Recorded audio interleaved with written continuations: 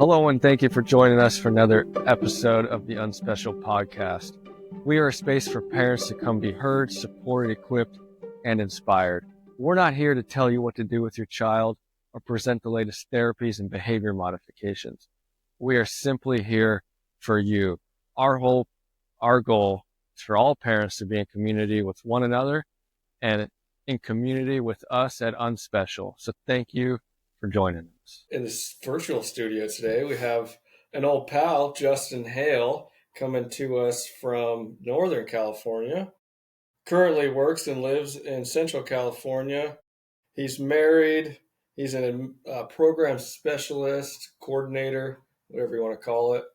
A father, loves God, and just an all-around amazing human being. Justin, welcome to the show. Thank you, Zack. Thanks for having me. Like I was just telling you, I'm super stoked to be on the show. I know it hasn't been out too long, but like I said, I've been binge listened to almost every episode so far, and I'm digging it. That's awesome. I know we share some of the same passion and interest in this realm, working with parents and our heart for parents and watching them be educated and just know what's best for their child. Because what we're finding out is a lot of parents just don't have the education. They come into the meetings and they're kind of relying on the experts, the teachers, the administrators to kind of guide their path. And so that's kind of the goal here with Unspecial is A, get all parents in community, and B, educate them on how their journey can be a little bit easier. And also we're learning too from their stories. We got some guests lined up that have some pretty powerful stories that many other parents are going to be inspired just simply hearing another party going through the same journey. And then a little plug, we got a book coming out. I've been writing it for like 10 years. And I just had so many buddies laughing at all my stories. They're like, you got to write these down. So I have 10 chapters. It's 10 stories from the classroom. And then it's all related to the Bible and how I saw God in all the students and their unique abilities. I'm sure you're going to find some of the stories funny. And maybe a couple of them are a little controversial. My wife, she was like, are you really putting that story in the book? I was like, well. That's the beauty of being an author. You get to choose what's in it. That's right. And I can't really get in trouble anymore because I'm not a teacher. Yep. But that's really cool. So I taught for 7 years, 2 as an instructional aide, 5 in a mod severe class, special day class. My first 2 years were an autism program where there was a lot of violence. I learned everything autism, though. It was an amazing experience. You know, picture exchange communication system, ABA, everything. I loved inclusion. We were like the class in the corner of the campus. And I remember in my interview with the principal, he's like, why should I hire you? And I was like, because you're never going to hear from me. And he's like, hired. And from there, that was I'm not going to overreact. Yeah, that was the story. And then from there, I went to middle school. Middle school wasn't my jam. Not at all. We were put on a campus that didn't have a program. It was a super smart school. And so you mix a special day class with a super smart school. Not having a secure program. We were kind of building it as we went. Mm-hmm. It had a lot of challenges. It's like building the airplane while it's taking off, and mixed with a demographic that was challenging. Mm-hmm. And then I went to adult transition, which was a blast. We were in the community every day, just working Pizza Hut, Albertsons, Sprouts, whatever. And then we moved to Idaho. I taught 1 year at Sandpoint High School, which was an awesome experience as well. Took a few years off, and now I'm back in the world. Volunteer at church in the special ed class, which is fun. Nice. I started bringing Reef, my 8-year-old, and he's got 2 little buddies, and they play. It's awesome. But awesome. Enough about that. Tell me about yourself. Yeah.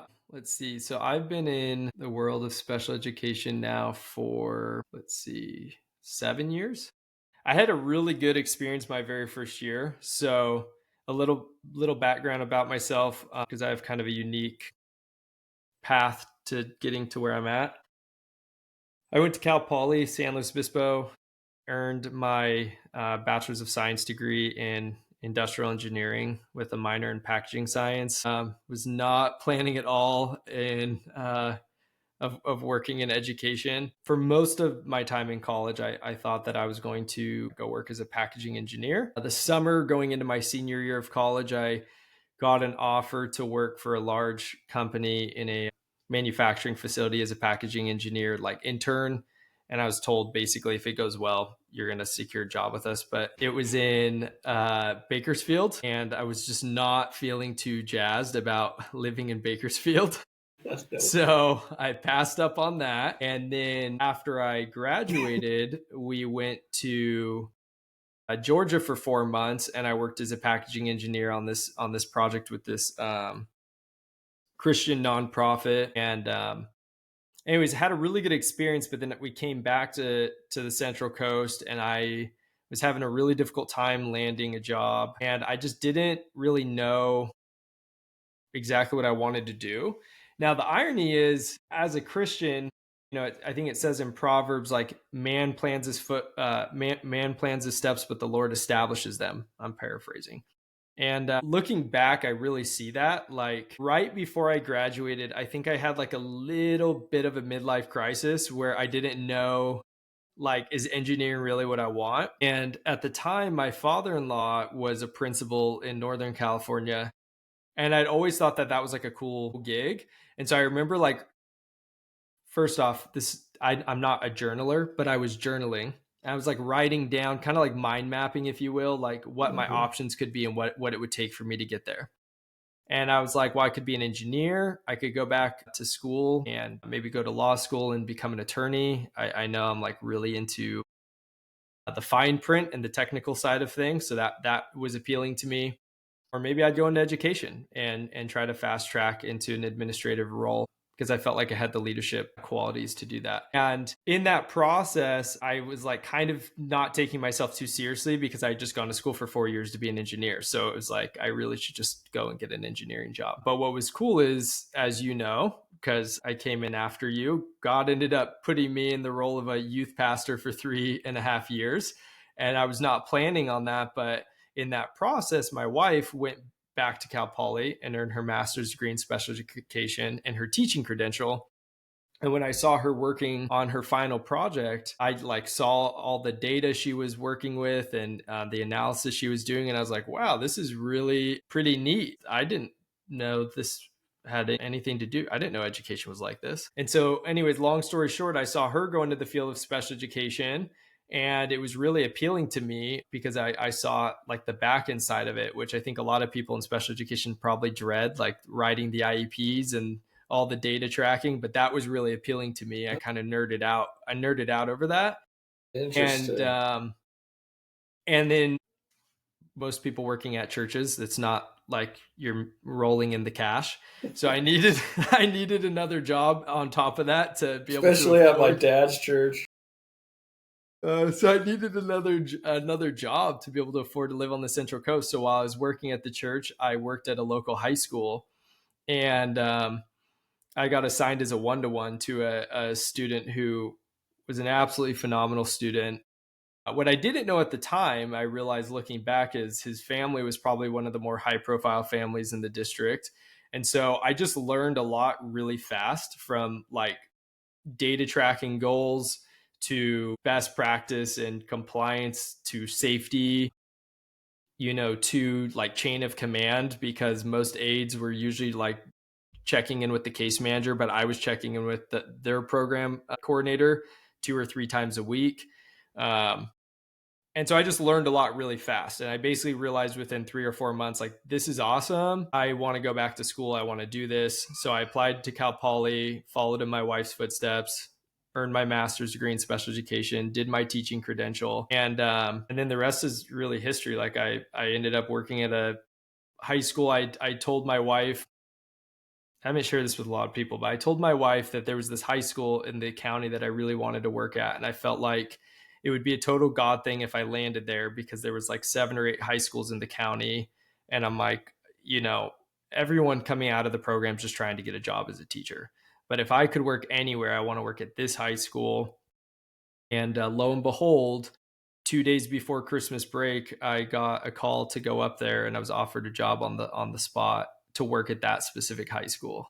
Nice. And so that was like a huge testimony or testament of God's goodness, and that I really felt like, okay, I'm starting to see this come together. Like God really has a plan over my life with this. And for a moment, I thought it was ministry, but then I was realizing like I can serve the Lord and love on others just as much in this field. And I was really seeing that come together. So I did that. I worked at the high school for 3 years. Had the opportunity to work across the hall from my wife for a year. She ended up coming over to the high school while I was there, and we worked across the hall from one another. And then I got asked to move to an elementary school within the district to do the therapeutic learning center. And so I know. I was like, I don't even know how to talk to these kids. Like, I had like a 2-year-old at the time, and I'm like, I can be like silly and fun outside of work, but at work, I'm pretty like no nonsense. I always joke that I'm like a 60-year-old in a 30-year-old body, and I didn't ask for it. It just is what it is. So everyone was like, you're going to elementary? And I was like, but the opportunity was cool. I mean, I got to do the TLC program, which, for those who aren't familiar with that, that's Therapeutic Learning Center, is one of the most restrictive settings within comprehensive school sites. There's oftentimes a lot of aggressive or violent or at least impulsive behavior, a lot of eloping from the classroom. Eloping is running away. Yeah. Oh, yeah. Thank you. And so I had the opportunity to do that, and that, like, God really spoke to me in that, because I felt like no one wanted this job. Like, the person before me had her hair pulled and her head banged into the ground, and her like eye got damaged, and after that they couldn't find a teacher for like 6 or 7 months, I think. And I mean, rightfully so. It's like it's a difficult position, but I was just super jazzed about it. And so, yeah, I did the elementary program, and I had 6 to 7 students, and it was a wild ride, but we did great. Like, everyone improved. I learned a ton, got along great with my staff. And what did you do all day? You just read books and sing songs? Yeah, right. I mean, I was an aide in an elementary class. No, I mean, so the difficult part of it is I had my youngest student was in first grade and my oldest student was in fifth. And so I had to, and then you're dealing with inclusion too. So some of my students are going out into gen ed for part of the day. Some of them aren't. I'm having to differentiate and scaffold the curriculum to make sure that I'm able to teach, across grade levels. But what I figured out really worked is I had a lot of structure in the classroom. I had like a break space where kids could literally go take a nap or like go eat a snack. I had a couple students who I made breakfast for every single morning. They came in the room. We had oatmeal together. No. Yeah. And then I basically had like a high and low group, and the low group was just the younger students, and there were 2 of them, and they kind of worked at a back table with an aide, and I would, prepare the curriculum and the instruction, and then the aide would provide that to them. And then I had my higher group, which was 4 or 5 students, and I was able to scaffold from like, they were all 3rd through 5th grade, and I was able to scaffold and differentiate enough to teach them at the same time and just differentiate their work.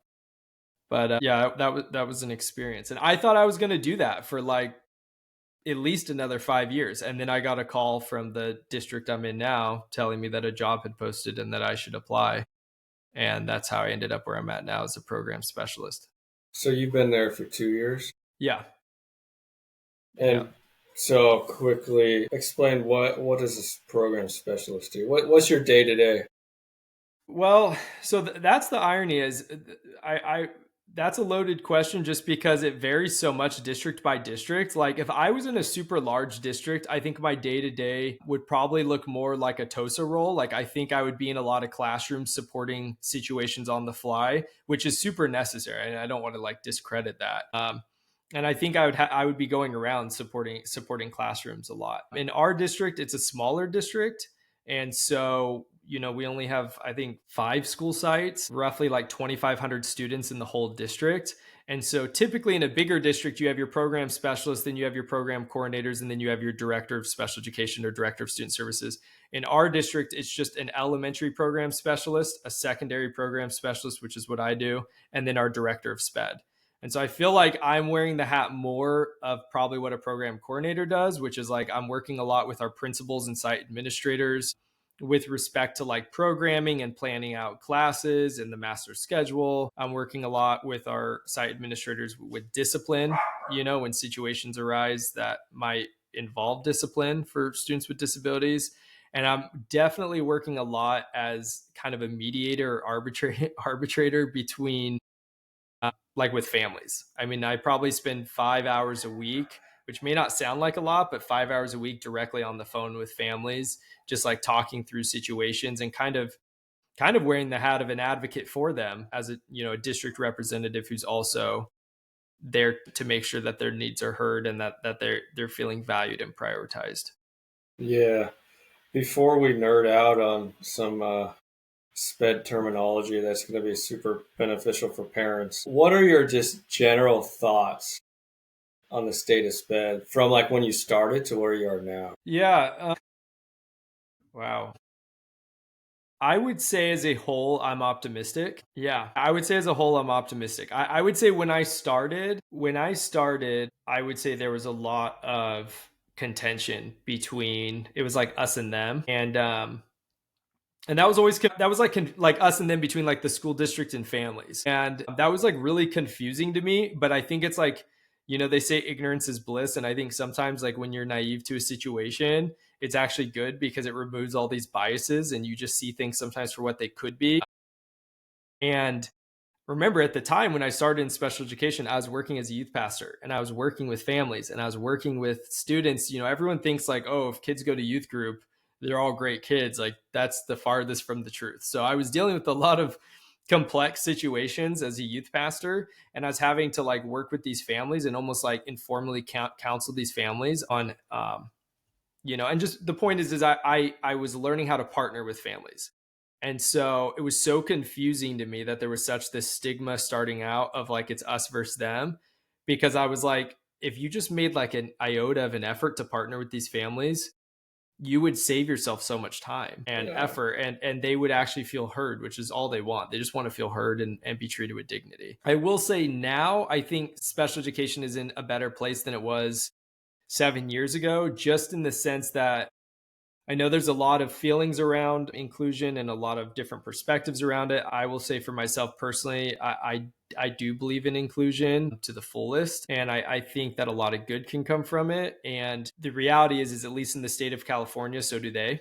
Like the Department of Education is continuously raising the bar of the amount of time students are supposed to be in the general education setting for students with disabilities. And that's raising every year.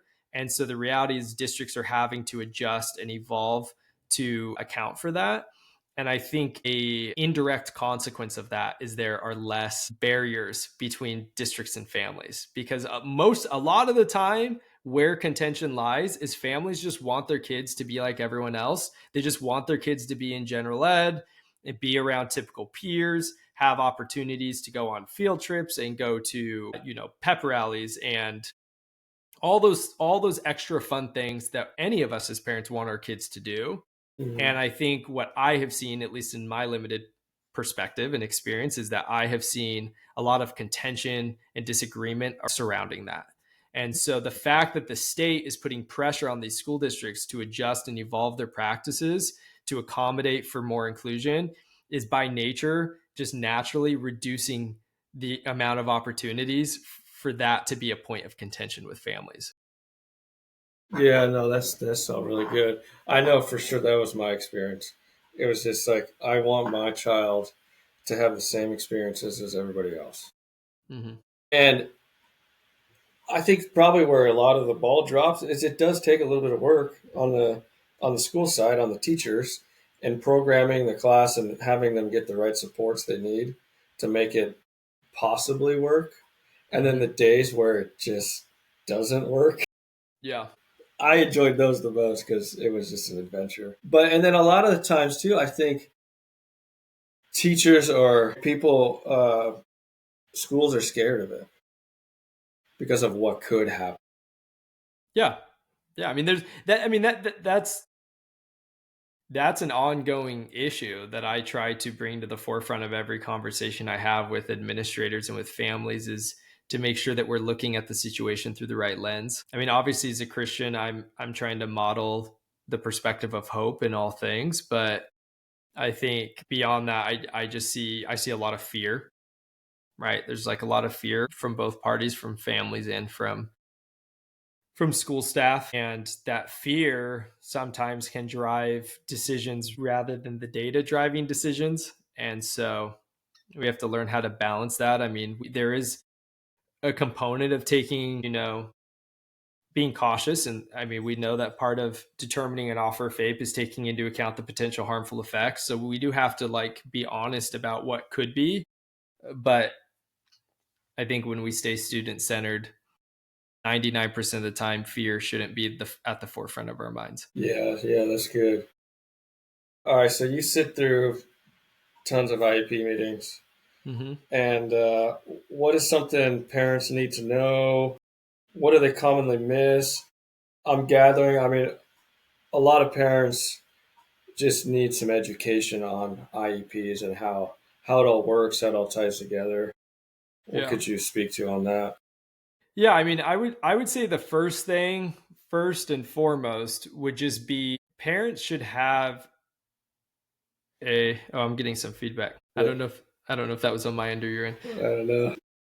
I think first and foremost, parents should have an understanding that they matter and that their child matters. And I think parents pick up pretty quickly if their child is the center of attention in the meeting or not. Mm-hmm. And I'm constantly expressing to the staff I work with, like, guys, we have to be student centered above all else. We cannot make decisions based on what's convenient for us or what's best for the school district. What's best for the school district is what's best for the students. So we have to be student centered. And I'll come back to that in a bit. But, I'm just saying, like, first and foremost, if a parent is coming into a meeting, they should already have an established relationship with the case manager. They should have some sort of communication established, whether that is by phone or by text or by email. They should know how they can reach out to the case manager, and they should feel comfortable to reach out to the case manager at any time.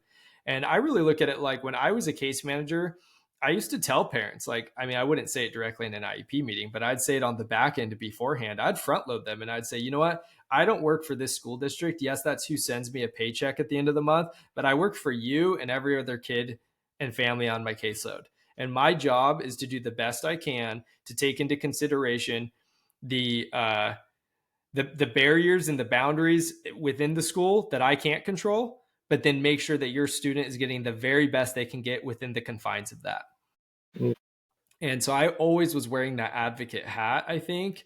And that's really helped me now, because I think, I never want, I guess in my mind, I never want to show up to an IEP meeting and the parent feel out of the loop. Like, we know one of the primary procedural violations in IEPs that lead to litigation is parents who don't feel like they had meaningful participation. So meaningful participation is somewhat subjective. And so as a case manager, you need to be able to really take into account the parent you're working with or the parents you're working with and what's meaningful participation for them. For some, that might just be being invited. And for them, they may just feel like it's necessary to just be to the IEP meeting and be a part of the conversation. And for some, it's much more than that. It's like, hey, I want a draft copy of the IEP 3 days before so I can review it. I'm going to email you my parent concerns. I want to see all your data. Yeah, I want to see all your data. Please bring work samples after the meeting. I'm going to go through the IEP with a fine comb. And if I have any concerns, I'll email you and let you know. And then we're going to need to change that before I consent. And I think a lot of school districts get so hung up on that. Like, they get so hung up on feeling like certain families are making it difficult for them. And it's like, I have to, not constantly, but I guess I'm just trying to express to professionals in special education that this is part of your job.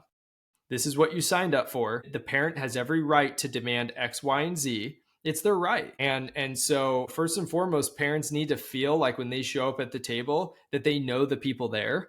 And if they don't know anyone at the table, that's a red flag. The other thing is they need to be offered their parent rights and Medi-Cal notice. And that ideally would come via email or the postal mail a day or two before the meeting. I know that I've instructed all the case managers I support to send an email the day before, reminding the parents of the meeting, where it's going to be at, the time, is it going to be virtual, is it going to be in person, and attaching a copy of the parent rights. And ideally, under most circumstances, if they can, attaching a draft copy of the IEP as well. To me, that's best practice. Like, we're covering our bases and we're going above and beyond to make sure before we even sit down at the table that, hey, we care about you, we care about your child, and we're going to make sure that you're involved to the fullest.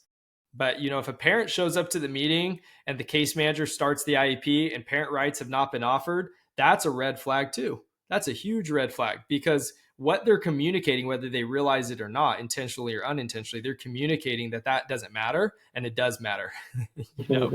And then I would say the last thing I would recommend to families is, to also just try to keep an open mind. Like, I've seen families before that have had negative experiences with prior IEP teams, and just try to keep an open mind that, like, every IEP team is out to get your child, or is trying to not do a good job, or is trying to be careless.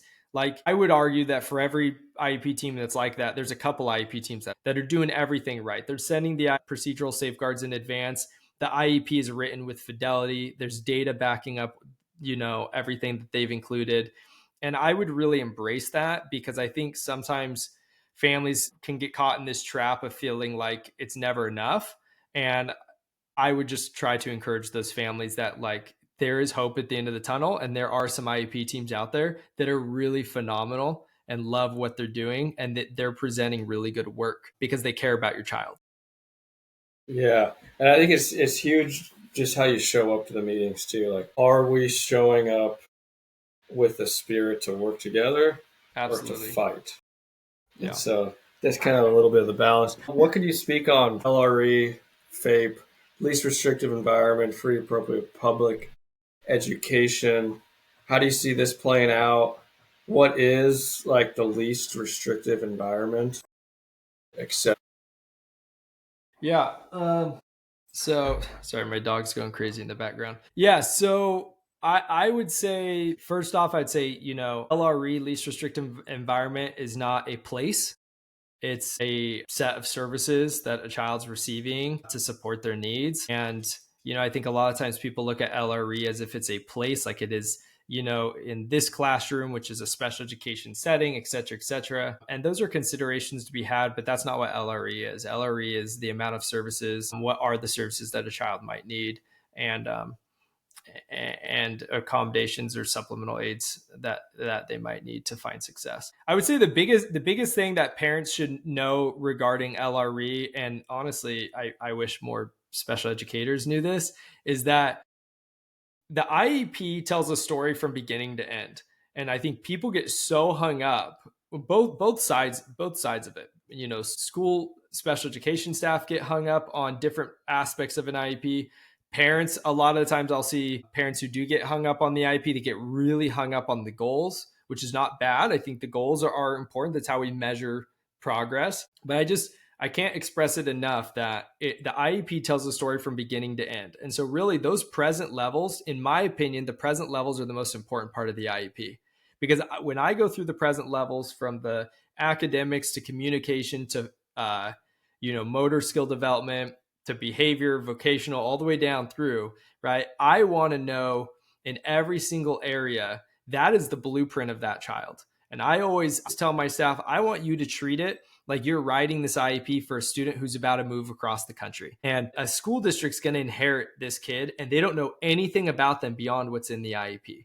And so those present levels, they need to be crystal clear. And I think where school districts really can blow it sometimes is they put so much emphasis on the things that the child is struggling with or having difficulty with. And that's so backwards. Like, we should be there to celebrate that child and to uplift them and to treat them with dignity. And I think that starts with, having a spirit of positivity when we show up to the meeting, treating the families as guests, being excited that they're there, and then being excited to brag on their kid and tell them all the great things their kid is doing. Yeah. And if I hear a teacher say, well, I don't know what they're doing well, then like that is just like would send me through the roof. That's like turns me into a firecracker, because it's like there's a lot of things this child's doing well. And if you can't see it, then you need to take a moment to reflect on your own practices, because we all have strengths. Right? And so the present levels really should be capturing that, like all the strengths of the child and the areas of concern, but they should be capturing both. And that is how we know truthfully what goals should be in place.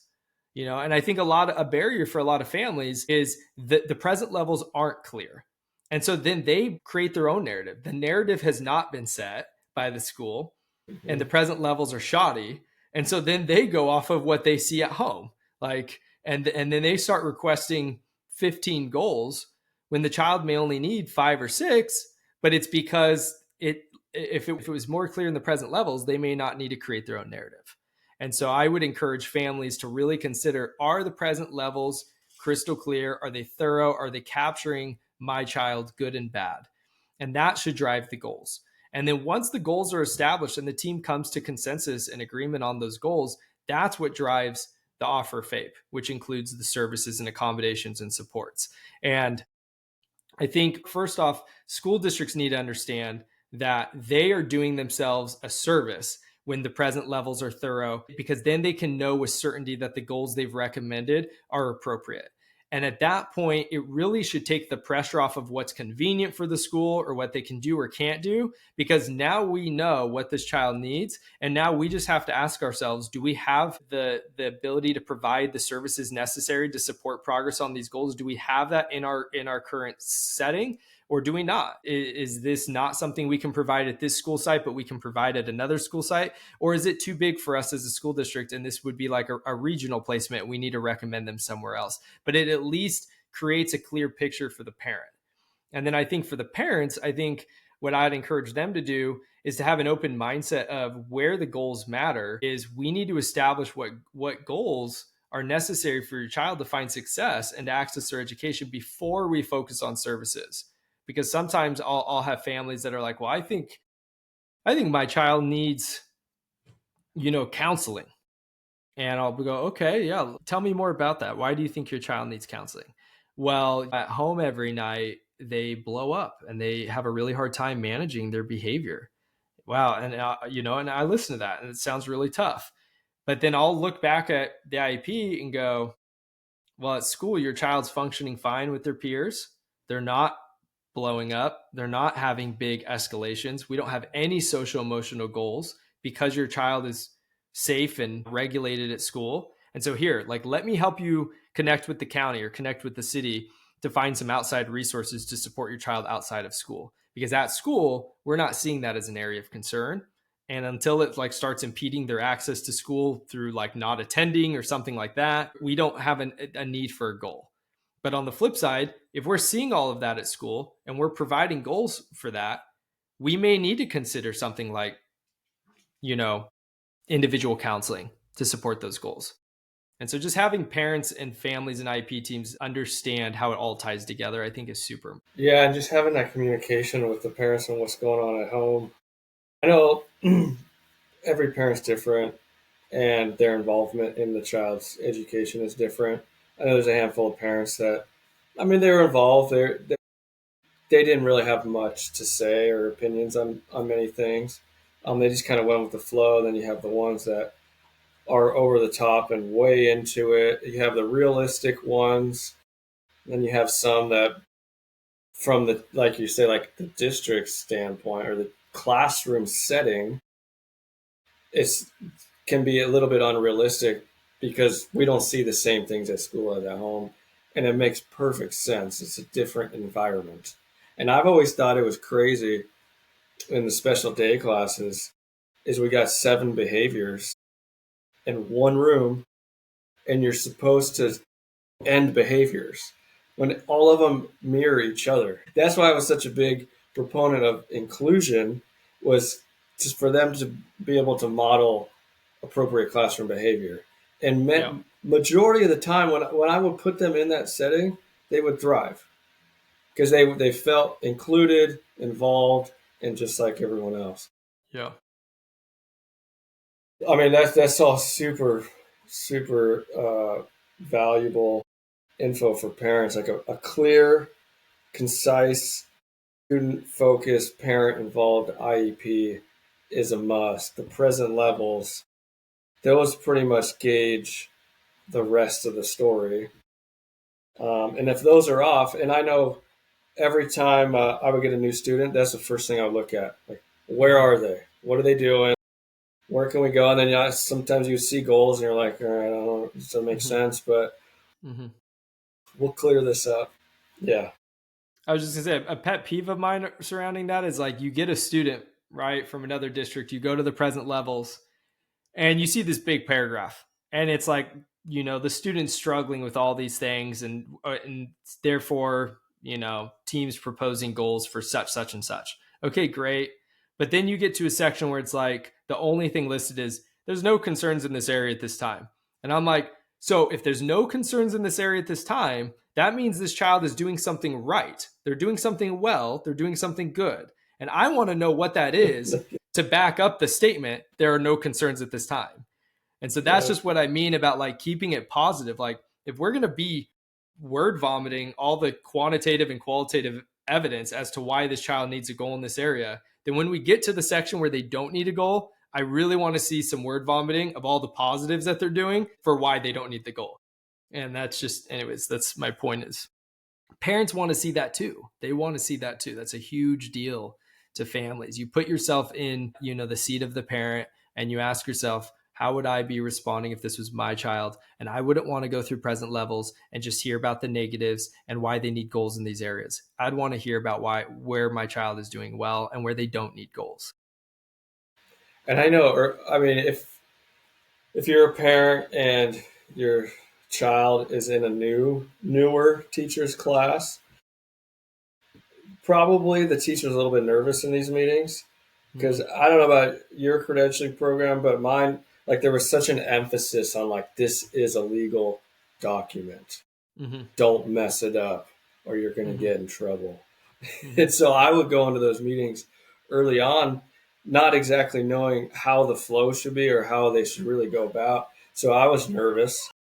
And then, but a mentor, like, I don't know, a couple IEPs in was like, I think you need to switch your mindset. Like, this is an exciting meeting where we get to talk about the child's future. Everything should be worked to get them to where they want to be, like where the student wants to be or where the parent wants their child to be if they can't advocate for themselves. And so from then, it was like what you're saying, everything just turned positive. It's like, yeah, Timmy, he keeps throwing the chair at the wall, but he only did it 6 times this week. Last week, he did it 14 times. We're getting better. Yes, that's exactly what I'm talking about. Yes. Rather than just like, he keeps throwing the chair at the wall.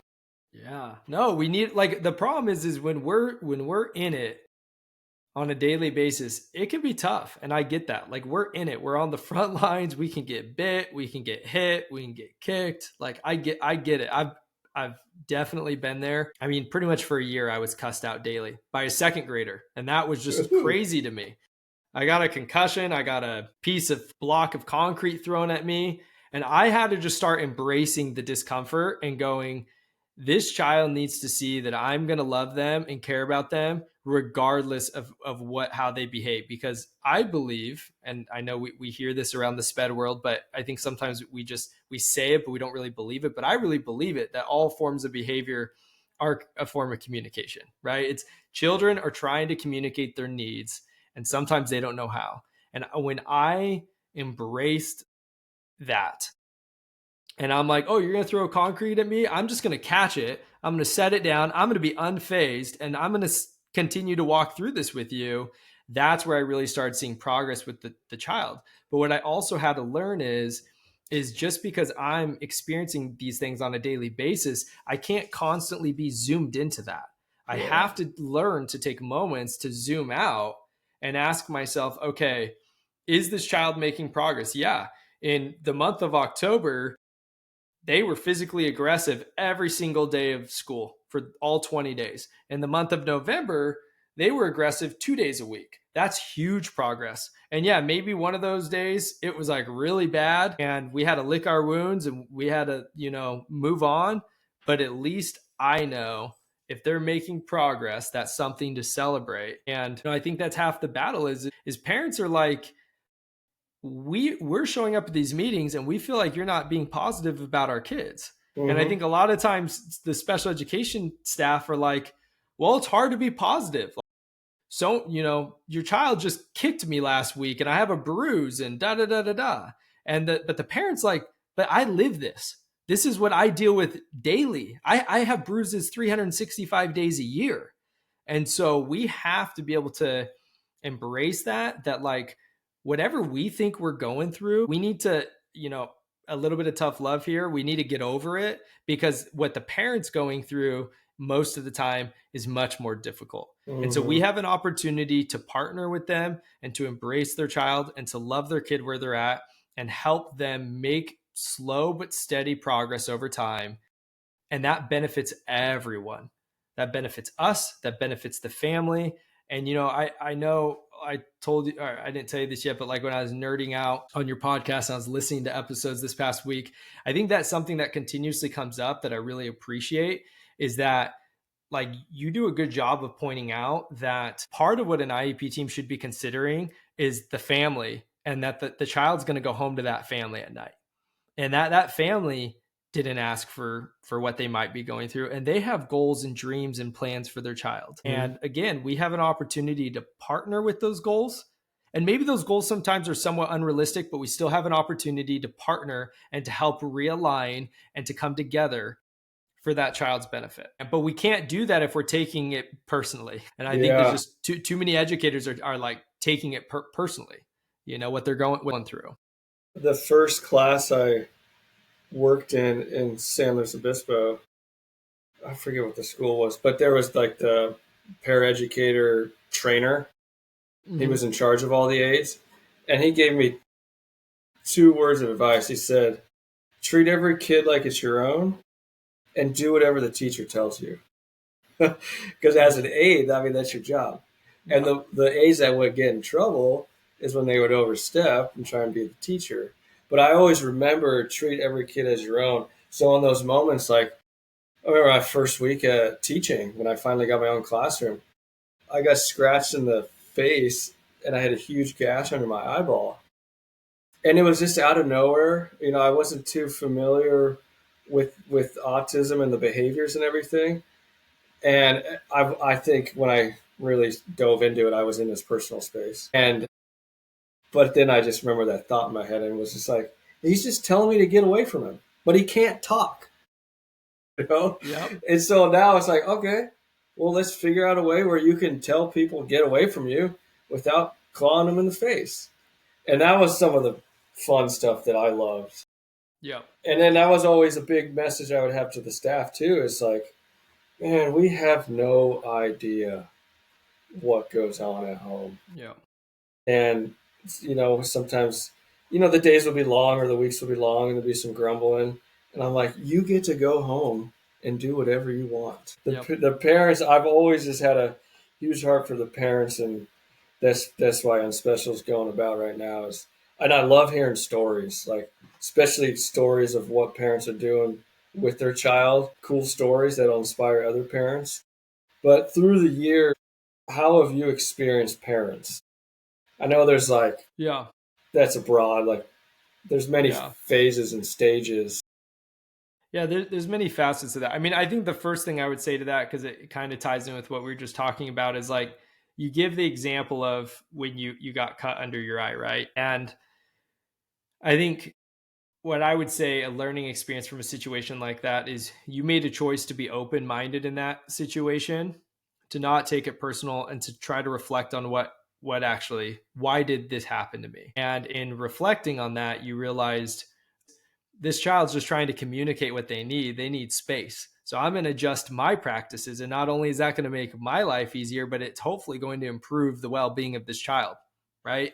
And so I think there's like something very empowering in that. That's like, you don't have to be in control. You just have to be willing to reflect and be open-minded and have some hope that it can improve. And I would say when things have gone really well for families, it's not necessarily been because things were going really well at school.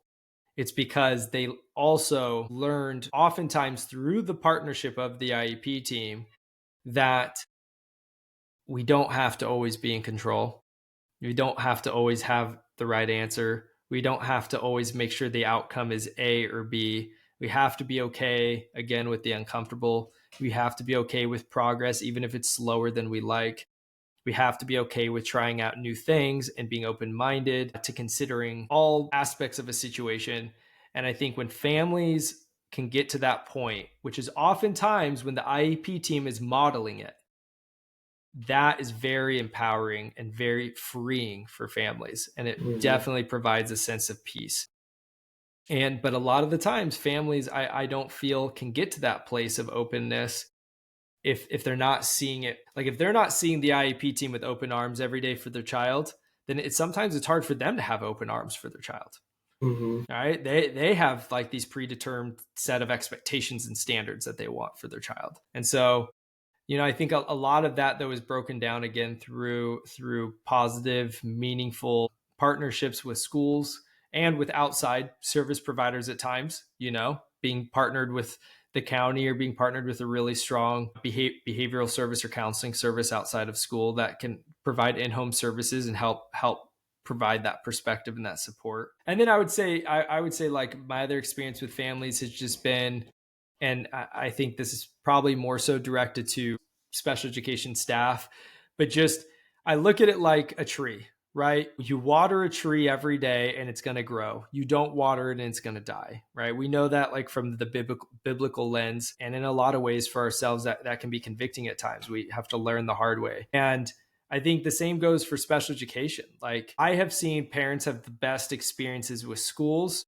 and have the best outlooks on their children when that relationship is being nurtured and that relationship is being, I guess, like taken very seriously. And I'll tell my case managers sometimes, or different people, not necessarily just in my school district, but in general, like I feel like a hack or like a superpower I learned early on as a case manager was like, the more I lean into my families, even if they're difficult at times, like the more I lean into them and I pick up my phone and I have courageous conversations with them and I invest the time. It's 6:00 at night. I could be like hanging out with my wife, but I'm going to invest this time now because I believe it's going to pay off in the long run. It always paid off. My first 3 years, I had the same caseload for 3 years. My first year with that caseload, I spent an hour a night on the phone with families. I legitimately spent an hour a night. I had 28 kids on my caseload. 8 of them had autism, and I think like 6 of them had one-to-ones. And they were predominantly in general ed, but there was a lot of behavior. And I just had to pick up my phone and call families every night because that's what I felt like I had to do to establish trust with them, because I knew that if I did not establish trust with them and make it crystal clear that I cared about their child, then when I felt like I knew what was best for their child and I went to make that recommendation, I wouldn't be taken seriously. Yep. And so it's like I had to develop those relationships and foster those relationships to make sure that they felt heard and that they felt like they were involved in a meaningful way, and to also be able to leverage the relationship to really help the child in every way that I was trying to help the child. And I think a lot of like school staff, they shy away from some of those relationships because they're scary. And a kid will be struggling. I remember years ago, a kid was struggling and I asked the case manager at my site, like, when's the last time you contacted the parent? And she was like, 3 weeks ago. And I'm like, this child's been like blowing out in class, having an escalation every day. Why haven't you called the parent? Mm-hmm. And she was like, well, it's just like every time I call, they get mad at me. It's scary. And I'm like, but you're just digging a hole. Like you're buying yourself time right now. But when that next IEP meeting comes, it's going to be messy. Like it's going to be really, really messy.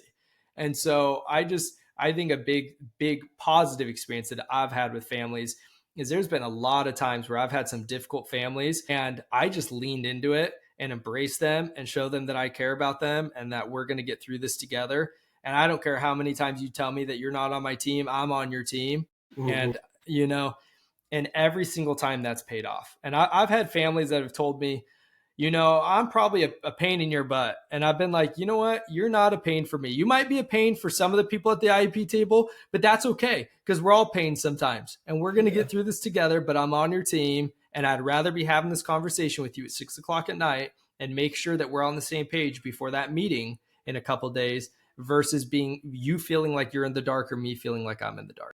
And so I've always encouraged that with families, just to really lean into that. Well, I think that's the kicker right there is all of this. If there's not parent involvement, all of this goes down in the meeting, which makes the meeting a contentious, not fun experience. But with proper communication and parent involvement, you just literally get into the meetings and you celebrate wins. Yeah.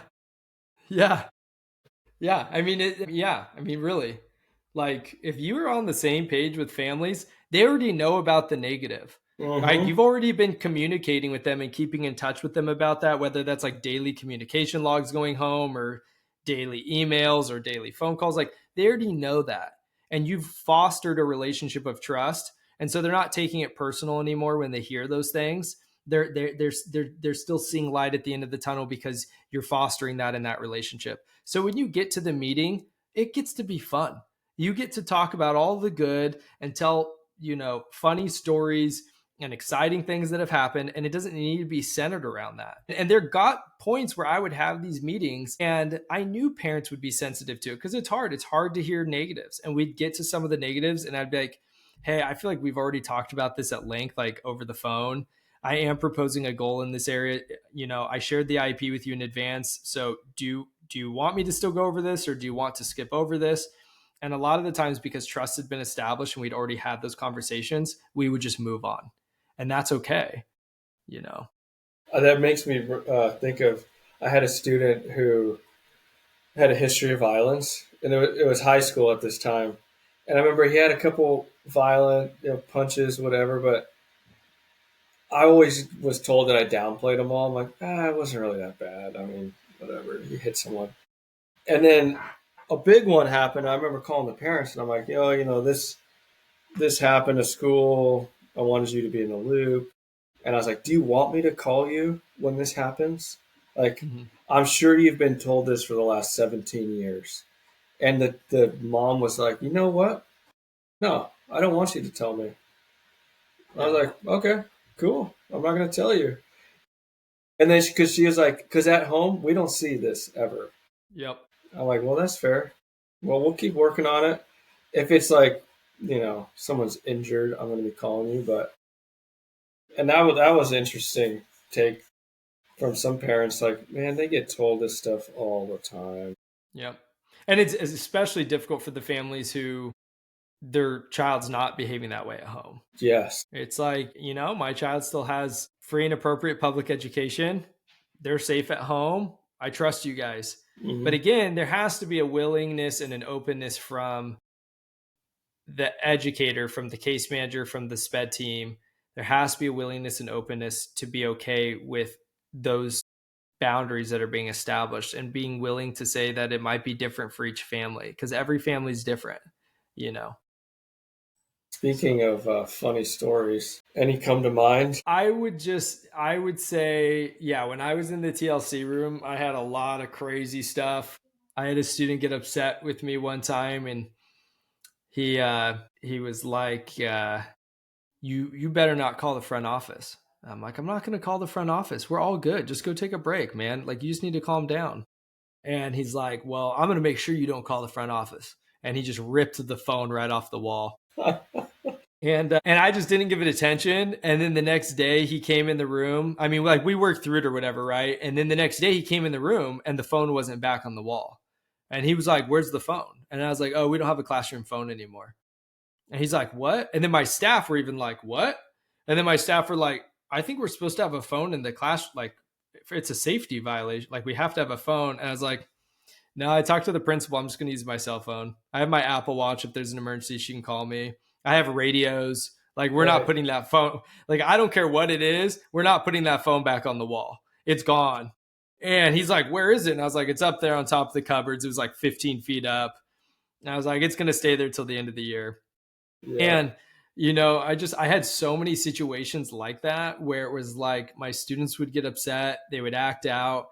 And then it's like, I would call the bluff. It's like, hey, first off, let's just make this crystal clear. I still care about you. I still want you here. Honestly, I kind of want you here more now that you just did what you did, because I'm a little psycho and that feeds me. Like, I just want to love you more. And secondly, whatever you did that like you think might cause me to shy away, I'm just going to think of another option. There came a point where I had a student every time. TLC is a little different. It's like, that's a whole nother conversation in and of itself, that like it can get kind of controversial. My BCBA and I didn't always see eye to eye at times with how I ran things in there.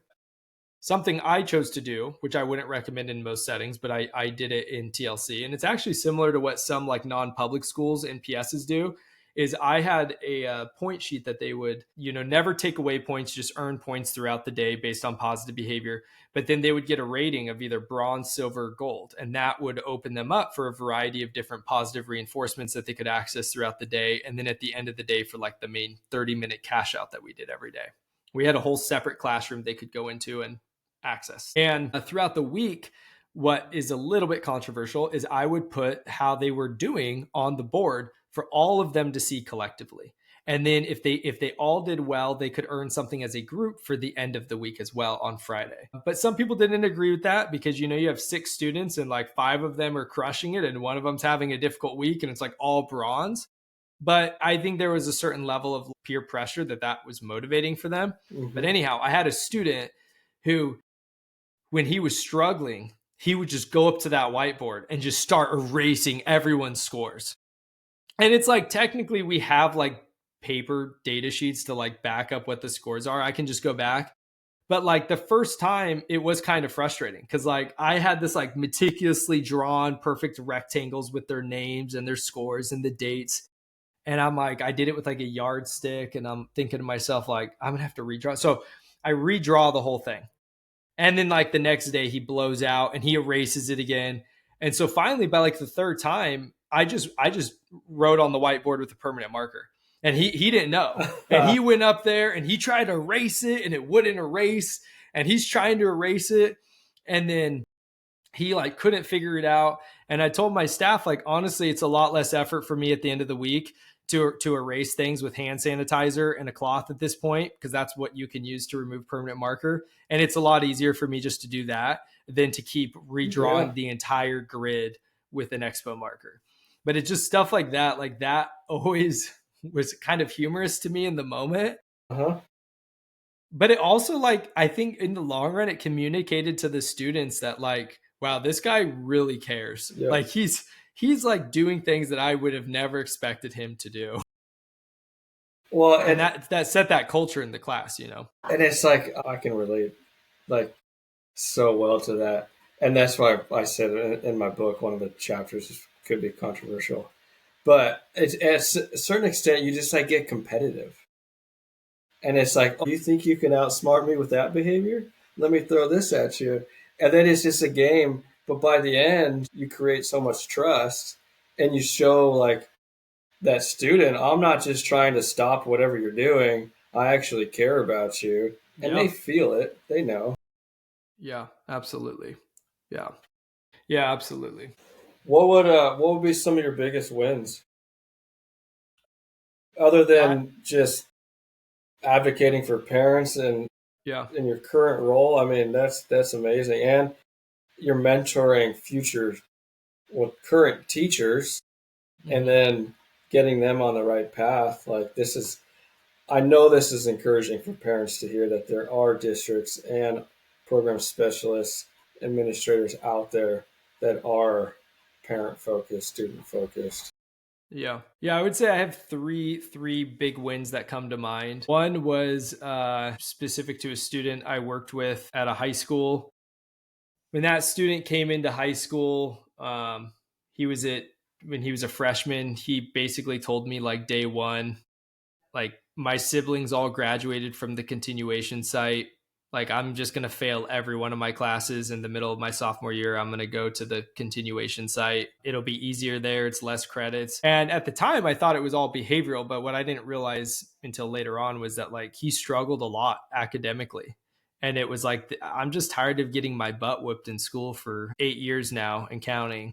I would just rather like fail and then go to the last stop and then be forced to find success. Like that's what I saw with my brother, and that's what I'm going to do.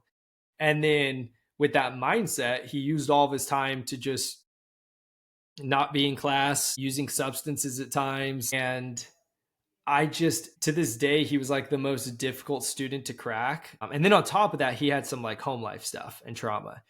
So he was just such a difficult student to crack. And I remember there would be times where I'd be having my math class and there's 20 kids in there, and he would come in my room just to basically like yell an obscenity at me and like make the other kids laugh. And then he would bounce. And he would like he was enrolled in that math class, but he would just like come in, be like, yo, Mr. Hale, bleep, bleep, bleep, bye, and then leave. And I remember early on telling my class, like, I'm not supposed to leave this room right now, but I'm going to leave for a moment because I have to go tell this kid how much I care about him. Do not burn the place down. And I would like walk out of my room and be like 20 yards away telling him like, come on, man, I like you. He's like, and he's like literally telling me like, F off, like get away from me. Like he's never had someone that like smothered him with attention and like adoration. So it was like repulsive to him. You know, it's just like, get away from me. And I'm just like, hey man, I'm not going to stop. Like I'm going to keep bugging you. I'm going to keep getting you to come in. And then a couple of months later, he like broke into my classroom over a weekend, and he like stole a bunch of candy from my room and then like was giving it out to people. And he like left some substances on my desk. It was like a whole thing. And I just kept fighting for him. You know, I fought for him with our site administration. I was constantly on the phone with his mom. And anyhow, I got to a point about halfway through that year where he at least started like coming to class every day. And he was my most difficult student, but he was like coming to class daily and would not leave the room. And that was a huge win, right? And then we hit COVID, and I didn't see him for like a year. Like he was too nervous to meet with me online. So like every one of my other students would meet with me, and he's like, hey, Mr. Hale, I'm doing good. Okay, bye. You know, like he did not want to talk. But I think COVID in a lot of ways actually did wonders for this kid. And it like, I think he kind of had like a perspective shift that like school's not that bad. It's actually way worse being at home every day. Like this sucks. And so when he came back still struggling with school and still like not wanting to do his schoolwork, but he finally had broke. And he finally was like, you're my person. If there's anyone I'm going to listen to on campus, it's you. And I just leaned into that so hard. And I made sure he had the sexiest class schedule. And like, I made school as attractive as possible for him. I had so many unique like accommodations for him that no one else had. And if people would like if students would try to ask me about it, I'd just be like, hey man, we're not worried about him right now. We're worried about you. Like, we're not even going to talk about him. But I kind of moved mountains for him. Mm-hmm. And it all paid off. He ended up recouping all of his credits his junior and senior year. He graduated high school. He's the only student. I was at the graduation. He was the only student to come up to me and bear hug me and like tell me how much he appreciated me and like, thank you so much for never giving up on me. And he just unloaded, and it all paid off the last time I saw him.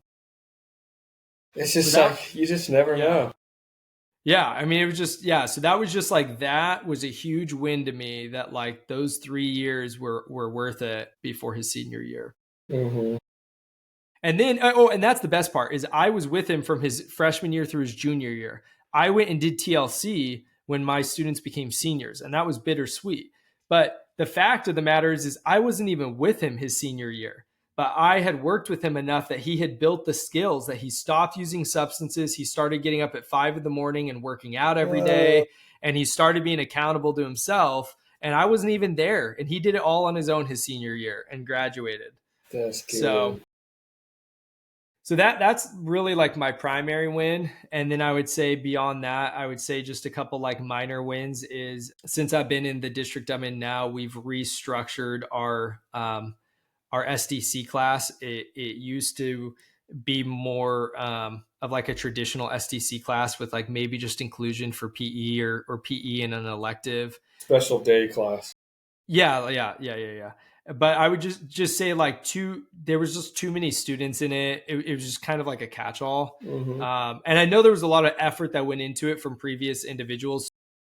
I know like during their time, they took it from something else and made it what it was. But I had a vision that it could be even better. And so in the last year and a half, we restructured it. And it's called an enhanced learning center now. And every kid in there is true mild mod or more mod, pretty significant needs, but they're all in the general ed setting at least 50% of the school day.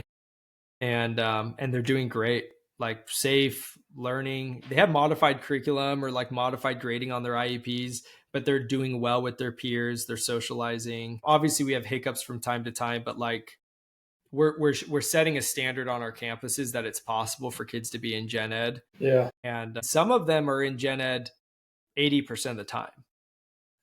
And so that's been a huge win. And I would say like on that note, the last win would just be that like as a district, I think we're doing a really good job of inclusion right now. I think the state is calling right now. I think that the indicator is that at least 80% of students with IEPs would be in the gen ed setting for 64 or 65% of the school day or more, right? And I think by 2027, it's supposed to be 67 or 68% of the school day. So we're just saying like, as a whole, students with IEPs in the district, at least 80% of them are in gen ed for 68% or more of the time. And our district, I think right now we have over 80% of our students with IEPs are in the gen ed setting 74% or more of the time. And so that's just something I'm also really proud of. Like, put in a lot of hard work to kind of set up some co-teaching models and try to get our students around typical peers as much as possible. Mm-hmm. And it's not just been myself, it's been a lot of the other people I work with have really championed that since I've gotten there. And so I know I'm really proud of that. Yeah, that's amazing. I always just like remember trying to talk some general ed teachers into letting my students come into their class. Mm-hmm. And they're like, oh, I had a bad experience. This happened, blah, blah.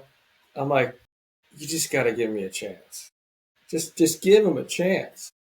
Yeah. And, some teachers were super open to it. Some weren't so much. But like when you just give them a chance, most of the time, and if they have the supports they need, mm-hmm. I feel like they hardly ever don't pull through. Yeah.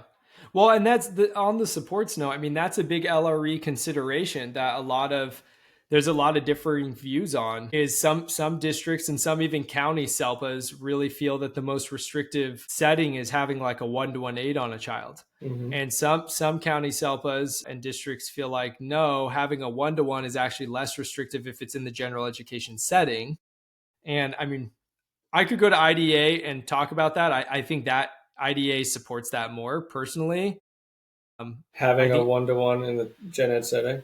I think there's more case law and legislation that supports that is actually less restrictive than not having a 1-to-1, but being in a special education setting away from typical peers.